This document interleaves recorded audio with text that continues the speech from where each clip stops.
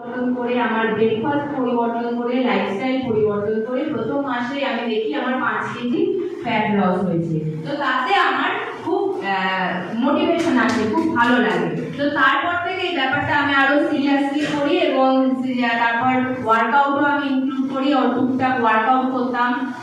তারপর মেডিটেশন এবং খাদ্যাভ্যাস স্ট্রিক্টলি মেনটেন করার চেষ্টা করতাম। এরকম করে 3 মাসে আমি 15 কেজি ফ্যাট লুজ করে আমি আমার আইডিয়াল বডি ওয়েট অ্যাচিভ করতে পারি।